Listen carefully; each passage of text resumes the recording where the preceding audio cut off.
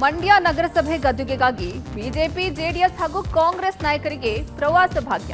ಮೈಸೂರಿನಲ್ಲಿ ಕಳೆಗಟ್ಟಿದ ದಸರಾ ಸಂಭ್ರಮ. ಅರಮನೆ ಅಂಗಳಕ್ಕೆ ಗಜಪಡೆ ಅದ್ಧೂರಿ ಎಂಟ್ರಿ.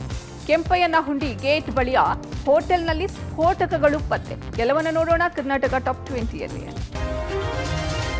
ಕಾಂಗ್ರೆಸ್ ಹೈಕಮಾಂಡ್ ಅಂಗಳಕ್ಕೆ ಮೂಡ ವಿವಾದ ತಲುಪಿದ್ದು ಸಿಎಂ ಸಿದ್ದರಾಮಯ್ಯ, ಡಿಸಿಎಂ ಡಿಕೆ ಶಿವಕುಮಾರ್ ದೆಹಲಿಗೆ ತೆರಳಿದ್ದಾರೆ.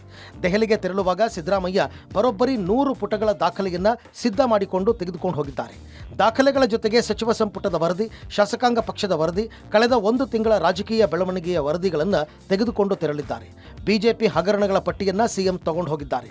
ಪಿಎಸ್ಐ ಹಗರಣ, ಬಿಟ್ಕಾಯಿನ್, ಕೋವಿಡ್ ಹಗರಣ, 40% ಹಗರಣ, ಬೋವಿ ಅಭಿವೃದ್ಧಿ ನಿಗಮದ ಹಗರಣ, ಎಪಿಎಂಸಿ ಹಗರಣ, ಕರಕುಶಲ ಅಭಿವೃದ್ಧಿ ನಿಗಮ ಹಗರಣ, ಅಂಬೇಡ್ಕರ್ ನಿಗಮದ ಹಗರಣ, ದೇವರಾಜ ಅರಸು ಟ್ರಕ್ ಟರ್ಮಿನಲ್ ಹಗರಣ, ಮಾಲಿನ್ಯ ನಿಯಂತ್ರಣ ಮಂಡಳಿ ಹಗರಣ, ಕೆಐಎಡಿಬಿ ಹಗರಣದ ಬಗ್ಗೆ ದಾಖಲೆ ಸಮೇತ ತೆರಳಿದ್ದಾರೆ. ಮೂಡಾ ವಿವಾದದ ಬಗ್ಗೆ ಎಐಸಿಸಿ ಕಚೇರಿಯಲ್ಲಿ ಖರ್ಗೆ, ರಾಹುಲ್ ಗಾಂಧಿಗೆ ವಿವರಣೆ ನೀಡಲಿದ್ದಾರೆ. ವಿಪಕ್ಷಗಳ ಹೋರಾಟ, ಪ್ರಾಸಿಕ್ಯೂಷನ್, ಮುಂದಿನ ಕಾನೂನು ಸಮರ, ಹೈಕೋರ್ಟ್ ಕೊಡಬಹುದಾದ ಆದೇಶದ ಸಾಧಕ ಬಾಧಕಗಳ ಬಗ್ಗೆ ಕೂಡ ಚರ್ಚೆ ನಡೆದಿದೆ. ರಾಜ್ಯಪಾಲರ ಕಚೇರಿಯನ್ನು ದುರ್ಬಳಕೆ ಮಾಡಿಕೊಳ್ಳುವುದರ ಮೂಲಕ ಸರ್ಕಾರದ ಅಸ್ಥಿರತೆಗೆ ಯತ್ನ ನಡೆಸಲಾಗ್ತಾ ಇದೆ ಅನ್ನೋ ಬಗ್ಗೆ ಸಿಎಂ ಸಿದ್ದರಾಮಯ್ಯ ನಿನ್ನೆ ಸಿಎಲ್ಪಿ ಮೀಟಿಂಗ್ನಲ್ಲಿ ಪ್ರಸ್ತಾಪ ಮಾಡಿದರು. ಈ ಬಗ್ಗೆ ಪ್ರತಿಕ್ರಿಯೆ ನೀಡಿದ ಡಿಸಿಎಂ ಡಿಕೆ ಶಿವಕುಮಾರ್, ವಿಪಕ್ಷಗಳು ಸರ್ಕಾರ ಬೀಳಿಸುವ ಪ್ರಯತ್ನವನ್ನು ಮಾಡ್ತಾ ಇವೆ. ಏನೇ ಪ್ರಯತ್ನ ಮಾಡಿದ್ರೂ ನಾವು ಸುಮ್ಮನೆ ಕೂರಲ್ಲ ಅಂತ ಹೇಳಿದರು. ಇದೇ ವೇಳೆ ಮಾತನಾಡಿದ ಸಚಿವ ಎಂಬಿ ಪಾಟೀಲ್, ನಿನ್ನೆಯ ಶಾಸಕಾಂಗ ಸಭೆಯಲ್ಲೂ ಸಿಎಂ ಸಿದ್ದರಾಮಯ್ಯ ಪ್ರಸ್ತಾಪ ಮಾಡಿದ್ದಾರೆ.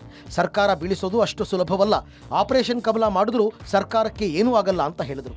ಇನ್ನು ಈ ಬಗ್ಗೆ ಮಾತನಾಡಿದ ಸಚಿವ ಸತೀಶ್ ಜಾರಕಿಹೊಳಿ, ಸರ್ಕಾರ ಅಸ್ಥಿರಗೊಳಿಸುವ ಪ್ರಯತ್ನ ಹಳೆಯದ್ದು, ಹಿಂದಿನಿಂದಲೂ ಈ ರೀತಿ ಹೇಳಿಕೆ ಕೊಟ್ಟಿದ್ದಾರೆ. 6 ತಿಂಗಳಿಗೊಮ್ಮೆ ಸರ್ಕಾರ ಬೀಳಿಸುವ ವಿಚಾರ ಮುನ್ನೆಲೆಗೆ ಬರ್ತಿರುತ್ತೆ. ಮುಂದಿನ 4 ವರ್ಷಗಳ ಕಾಲ ನಮ್ಮದೇ ಸರ್ಕಾರ ಇರುತ್ತೆ ಅಂತ ಹೇಳಿದರು. ಮಾಡಿದ್ರು ಏನು ಆಗುದಿಲ್ಲ, ನಾವು ಸುಮ್ಮನೆ ಕೂತ್ಕೊಳ್ಳೋದಿಲ್ಲ, ನಮ್ಮ ಕೆಲಸ ನಾವು ಮಾಡ್ತೀವಿ. ಅವ್ರು ಹೇಳಿದ್ರು, ನೋಡಿ ಸರ್ಕಾರವನ್ನ ಇವತ್ತು ಇವರು ಕೆಡಬೇಕಾಗಿದ್ರೆ, ಬೀಳಿಸಬೇಕಾಗಿದ್ರೆ 2/3 ಮಾಡ್ಬೇಕಂದ್ರೆ 80ಕ್ಕಿಂತ ಜಾಸ್ತಿ ಶಾಸಕರು ಬೇಕು. ಈ ಸರ್ಕಾರವನ್ನು ಕೆಡಲಿಕ್ಕೆ ಯಾರಿಂದೂ ಕೂಡ ಸಾಧ್ಯ ಇಲ್ಲ. ಇವ್ರ ತಲೆ ಕೆಳಗೆ ಮಾಡಿ ಕಾಲ್ ಮೇಲೆ ಮಾಡಿದ್ರು ಮಾಡೋಕ್ಕಾಗಲ್ಲ. ಹಳೆದ್ರೆ ಅದು ನಾವು ಹಳೆದ್ರಿಂದ ಹೇಳ್ತದೆ, ಹೊಸದಲ್ಲ ಅದು. ಈಗ 6 ತಿಂಗಳ ಗ್ಯಾಪ್ ಆಗಿದೆ. ಅದು ಮುಂಚೆ 6 ತಿಂಗಳ ಚಾಲ್ತಿಯಲ್ಲಿ ಇತ್ತದು. ಈಗ ಯಾಕೋ ನೀವು ಸುಮ್ಮನಾಗಿರೋ, ನಾವು ಸುಮ್ಮನೆ ಆಗಿದ್ದೀವಿ. ಹಳೇದದು. ಮೂಡಾದಲ್ಲಿ ಸಿಎಂ ಸಿದ್ದರಾಮಯ್ಯ ಪತ್ನಿಗೆ ಬದಲಿ ಭೂಮಿ ನೀಡುವ ಬಗ್ಗೆ ತೀವ್ರ ಚರ್ಚೆ ಆಗ್ತಾ ಇದೆ. ಕಳೆದುಕೊಂಡ ಜಮೀನಿಗೆ ಮಾರುಕಟ್ಟೆ ದರ ನೀಡಲು ಮೂಡಾ ಮುಂದಾಗಿದೆ. ಆದರೆ ಇದಕ್ಕೆ ಸಿಎಂ ಸಿದ್ದರಾಮಯ್ಯ ಪತ್ನಿ ಪಾರ್ವತಿ ಸುತಾರಾಮ್ ನಿರಾಕರಿಸಿದ್ದಾರೆ. ಈ ಬಗ್ಗೆ ಆರ್ಟಿಐ ಕಾರ್ಯಕರ್ತ ಸ್ನೇಹಬೈ ಕೃಷ್ಣ ದಾಖಲೆ ಬಿಡುಗಡೆ ಮಾಡಿದ್ದಾರೆ. 2014ರಲ್ಲಿ ಪಾರ್ವತಿಯವರಿಂದ ಮೂಡಾಗೆ ಮನವಿ ಪತ್ರ ನೀಡಲಾಗಿತ್ತು. ನನ್ನ ಜಮೀನಿನಲ್ಲಿ ಮೂಡಾ ನಿವೇಶನ ಮಾಡಿ ಹಂಚಿದೆ, ಹೀಗಾಗಿ ಪರಿಹಾರ ನೀಡುವಂತೆ ಪಾರ್ವತಿ ಮನವಿ ಮಾಡಿದ್ರು. ಈ ವೇಳೆ ಮೂಡಾ ಸಭೆ ನಡೆಸಿ ಜಮೀನಿನ ಮಾರುಕಟ್ಟೆ ದರ ಅಥವಾ 60:40 ಅನುಪಾತದಲ್ಲಿ ಪರಿಹಾರ ನೀಡಲು ನಿರ್ಧಾರ ಮಾಡಲಾಗಿತ್ತು. ಆದರೆ ಇದಕ್ಕೆ ಸಿದ್ದರಾಮಯ್ಯ ಪತ್ನಿ ಪಾರ್ವತಿ ಒಪ್ಪಿಗೆ ನೀಡಿಲ್ಲ. ನನಗೆ ಬದಲಿ ಜಮೀನನ್ನೇ ಕೊಡಬೇಕು ಅಂತ ಒತ್ತಾಯ ಮಾಡಿದ್ದಾರೆ. ಈ ಬಗ್ಗೆ ಸಭೆಯ ನಡಾವಳಿಯಲ್ಲಿ ಮೂಡಾದ ಅಂದಿನ ಅಧ್ಯಕ್ಷ ಡಿ ಧ್ರುವಕುಮಾರ್ ನಮೂದಿಸಿದ್ದಾರೆ. ಸಿಎಂ ಆಪ್ತನಾಗಿರುವ ಧ್ರುವಕುಮಾರ್ನನ್ನ ಸಿದ್ದರಾಮಯ್ಯ ಸಿಎಂ ಆದ ಬಳಿಕ ಮೂಡಾ ಅಧ್ಯಕ್ಷರಾಗಿ ನೇಮಕ ಮಾಡಲಾಗಿತ್ತು. ರಾಜ್ಯಪಾಲರ ಮೂಲಕ ಸರ್ಕಾರವನ್ನು ಅಸ್ಥಿರಗೊಳಿಸುವ ಕಾಂಗ್ರೆಸ್ ಆರೋಪಕ್ಕೆ ಕೇಂದ್ರ ಸಚಿವ ಪ್ರಹ್ಲಾದ್ ಜೋಶಿ ತಿರುಗೇಟು ಕೊಟ್ಟಿದ್ದಾರೆ. ಈ ಬಗ್ಗೆ ಪಬ್ಲಿಕ್ ಟಿವಿಗೆ ಪ್ರತಿಕ್ರಿಯೆ ಕೊಟ್ಟ ಅವರು, ನಮ್ಮಿಂದ ಸರ್ಕಾರ ಅಸ್ಥಿರಗೊಳಿಸಲು ಆಗಲ್ಲ. ನಿಮ್ಮ ಜಗಳದಿಂದ ಅಸ್ಥಿರ ಆದರೆ ನಮಗೊತ್ತಿಲ್ಲ. ಸಿದ್ದರಾಮಯ್ಯ ಮೇಲೆ ಕೋಪ ಇಲ್ಲ, ಶುದ್ಧ ಹಸ್ತರಾಗಿ ಹೊರಬರಲಿ. ಹಾಗಾದ್ರೆ ಮೂಡಾದಲ್ಲಿ 14 ಸೈಟ್ಗಳು ನಿಮ್ಗೆ ಬಂದಿದ್ದು ಸುಳ್ಳ? ನಿಮ್ಮ ವಿರುದ್ಧ ತನಿಖೆ ಆಗಬಾರ್ದಾ? ದಿಢೀರ್ ನ್ಯಾಯಾಂಗ ತನಿಖೆ ರಚಿಸಿದ್ದೇಕೆ? ಸಿಎಂ ಸಿದ್ದರಾಮಯ್ಯನವರೇ, ನೀವು ರಾಜೀನಾಮೆ ಕೊಡಿ, ನಿಮ್ಮಲ್ಲಿ ಬೇರೆಯವರು ಸಿಎಂ ಮಾಡಿ. ಬಿಜೆಪಿ ಯಾವುದೇ ಕಾರಣಕ್ಕೂ ಈ ಸರ್ಕಾರ ತೆಗೆಯುವ ಉದ್ದೇಶ ಇಲ್ಲ ಅಂತ ಹೇಳಿದ್ರು. ಇನ್ನು ಸಿಎಂ ಸಿದ್ದರಾಮಯ್ಯ ವಿರುದ್ಧ ಮತ್ತೆ ಎಚ್ಡಿಕೆ ಮೂಡಾ ಅಸ್ತ್ರವನ್ನ ಪ್ರಯೋಗಿಸಿದ್ದಾರೆ. ಮಾರುಕಟ್ಟೆಯ ದರ ಅಥವಾ 40-60 ನಿಯಮದಡಿ ಬದಲಿ ಸೈಟ್ಗೆ ಸಿಎಂ ಪತ್ನಿ ನಿರಾಕರಣೆ ಮಾಡಿದ್ದಾರೆ. ಮೂಡಾ ಸಭೆಯ ನಡಾವಳಿಯ ಪ್ರತಿಯನ್ನ ಎಚ್ಡಿಕೆ ಟ್ವೀಟ್ ಮಾಡಿದ್ದಾರೆ. ನೀವು ಸ್ವಯಂ ಘೋಷಿತ ವಕೀಲರಲ್ಲವೇ? ಇಲ್ಲಿರುವ ದಾಖಲೆಗಳನ್ನು ಒಮ್ಮೆ ಕಣ್ಣಲ್ಲೇ ಕಣ್ಣಿಟ್ಟು ಓದಿ. 50-50 ಅನುಪಾತದಲ್ಲಿಯೇ ಬದಲಿ ನಿವೇಶನಕ್ಕೆ ನಿಮ್ಮ ಪತ್ನಿ ಒತ್ತಾಯಿಸಿದ್ದಾರೆ. ಇದು ಟಿಪ್ಪಣಿಯೋ, ಒಕ್ಕಣೆಯೋ ಅಥವಾ ಅಪ್ಪಣೆಯೋ? ಸೂಪರ್ ಸಿಎಂ ಅವರೇ ಒತ್ತಾಯಿಸ್ತಿದ್ದಾರೆ ಅಂದ್ರೆ ಮೂಡಾ ಅಧಿಕಾರಿಗಳು ಇನ್ನೇನ್ ಮಾಡಿಯಾರು? ಕಪ್ಪು ಚುಕ್ಕಿಯನ್ನ ವೈಟ್ನರ್ ನುಂಗಿತಾ ಅಂತೇಳಿ ಟಾಂಗ್ ಕೊಟ್ಟಿದ್ದಾರೆ.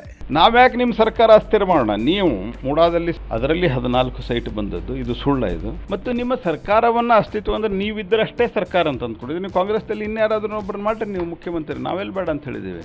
ಈ ಸರ್ಕಾರ ಕಾಂಗ್ರೆಸ್ ಸರ್ಕಾರವನ್ನ ತೆಗೆಯುವಂತ ನಮ್ದು ಉದ್ದೇಶ ಇಲ್ಲೇ ಇಲ್ಲ. ಶುದ್ಧರಾಗಿ ಶುದ್ಧ ಹಸ್ತರಾಗಿ ಹೊರಗೆ ಬಂದರೆ ವಾಪಸ್ ಅವ್ರನ್ನ ಮಾಡ್ರಿ. ಸಿದ್ದರಾಮಯ್ಯನವ್ರ ಬಗ್ಗೆ ನಮ್ದೇನು ವೈಯಕ್ತಿಕ ದ್ವೇಷ ಇಲ್ಲ.